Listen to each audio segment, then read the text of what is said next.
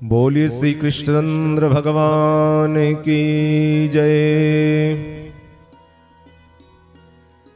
श्री परमात्मने नमः। मुकं करोति वाचालं पंगुं लंघयते गिरिं यत्कृपातमहं वन्दे परमानंदमाधवम्।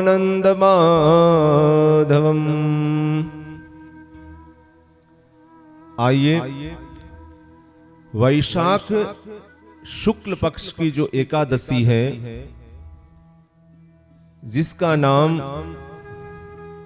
मोहिनी एकादशी है, उस एकादशी की कथा हम श्रवण करते हैं। पांडवों में जो श्रेष्ठ राजा है महाराज युधिष्ठिर जी, वो जनार्दन से पूछते हैं, भगवान कृष्ण से पूछते हैं कि हे प्रभु, वैशाख के महीने में जो शुक्ल पक्ष में एकादशी होती है, उसका क्या नाम है, उसका क्या फल है, तथा उसके लिए कौन सी विधि है महाराज, ये बताने की आप कृपा करें। भगवान कृष्ण बोले कि महाराज, पूर्व काल में परम बुद्धिमान श्री रामचंद्र जी ने महर्षि वशिष्ठ से यही बात पूछी थी, जिससे आज आप मुझसे पूछ रहे हैं। श्री राम ने कहा कि भगवान, जो समस्त पापों का क्षय तथा सब प्रकार के दुखों का निवारण करने वाला व्रतों में उत्तम व्रत हो, उसे महाराज मैं सुनना चाहता हूं। वशिष्ठ जी बोले, श्री राम, आपने बहुत उत्तम बात पूछी है। मनुष्य तुम्हारा नाम लेने से ही सब पापों से शुद्ध हो जाता है, तथापि लोगों के हित की इच्छा से मैं पवित्रों में पवित्र उत्तम व्रत का वर्णन करता हूं, आपको सुनाता हूं। वैशाख के महीने में, वैशाख मास में शुक्ल पक्ष में जो एकादशी होती है, उसका नाम है महाराज मोहिनी एकादशी।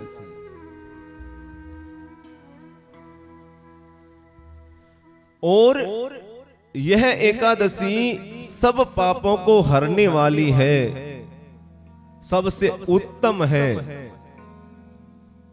उसके व्रत के प्रभाव से मनुष्य मोह जाल तथा पातक समूह से छुटकारा पा जाते हैं। सरस्वती के रमणीय तट पर भद्रावती नाम की सुंदर नगरी है। वहां धृतिमान नामक राजा, जो चंद्रवंश में उत्पन्न और सत्य प्रतिज्ञ है, उस नगरी में राज्य करते थे महाराज। और उसी नगर में एक वैश्य रहता था, जो धन धान्य से परिपूर्ण और समृद्धिशाली था महाराज। उसका नाम था धनपाल। वह सदा पुण्य कर्म में ही लगा रहता था। दूसरों के लिए पोशाला, कुआं, मठ, बगीचा, पोखरा और घर बनवाया करता था। भगवान विष्णु की भक्ति में उसका हार्दिक अनुराग था, बड़ा प्रेम था महाराज। वह सदा शांत रहता था और उसके 5 पुत्र थे महाराज। धनपाल के 5 पुत्र थे, सुमना, द्युतिमान, मेधावी, सुकृत और धृष्ट बुद्धि।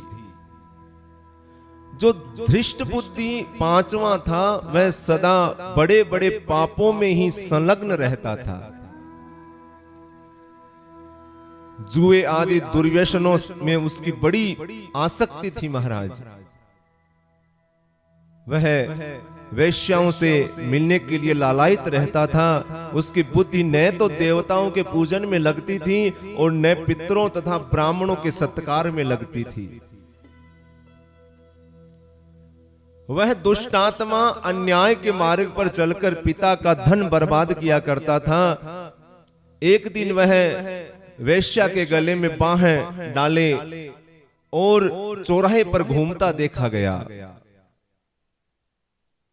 तब पिता ने उसे घर से निकाल दिया तथा बंधु बांधवों से भी उसका परित्याग कर दिया महाराज।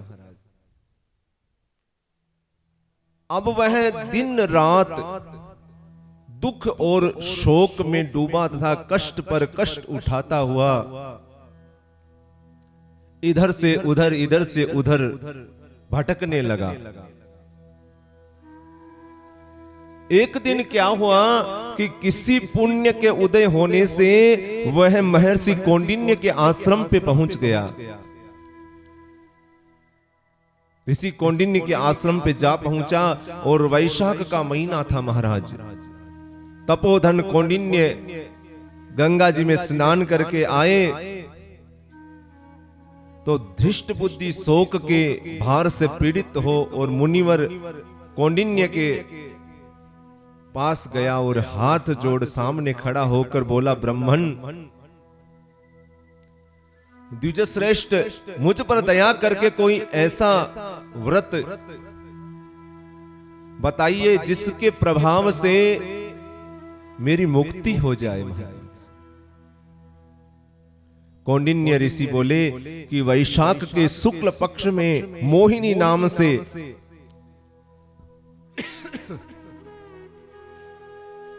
प्रसिद्ध एकादशी का जो व्रत है उसे करो और मोहिनी को उपवास करने पर, मोहिनी एकादशी का उपवास करने पर प्राणियों के अनेक जन्मों के किए हुए मेरु पर्वत के समान बड़े बड़े पाप भी, जैसे महापाप भी नष्ट हो जाते हैं। वशिष्ठ जी कहते हैं श्री रामचंद्र जी से